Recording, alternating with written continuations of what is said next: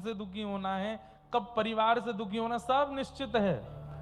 और एक ही नहीं, अनेक जन्मों का निश्चित है।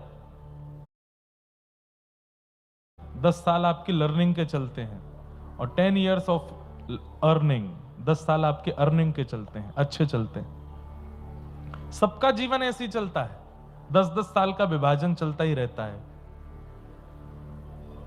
लेकिन कई बार कई लोगों की कर्म इतने ज्यादा पूर्व के, इस जन्म के या कहीं के इतने ज्यादा बिगड़े होते हैं कि वो 10 वर्ष बहुत खतरनाक होते हैं और वो इतने खतरनाक तरीके से निकलते हैं कि समाज, संसार, परिवार तक में उसकी चर्चाएं शुरू हो जाती हैं कि अरे भाई उसका जीवन तो देखो, ऐसा तो कोई किसी के संग नहीं करे।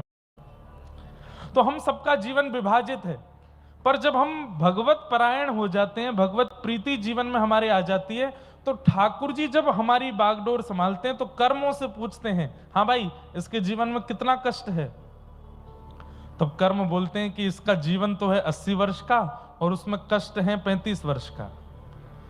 5 वर्ष अभी देना है, फिर 10 वर्ष बाद फिर 4-5 साल कष्ट देना है, फिर उसके बाद ज्यादा कष्ट देना, 10 साल का देना है। ऐसे करके 80 साल में इसको 35 साल कष्ट के देने हैं। ठाकुर जी बोले फिर उसके बाद इसकी मृत्यु होगी, फिर ये दोबारा जन्म लेगा कहीं और, वहां फिर से इसके 40 साल के कष्ट और हैं। जीवन इसका 70 वर्ष का है। फिर उसके बाद फिर एक जन्म और होगा, वहां ये जन्म लेते ही मृत्यु को प्राप्त हो जाएगा, फिर ये 5वां जन्म और लेगा। ऐसे करके सब कुछ विभाजित है।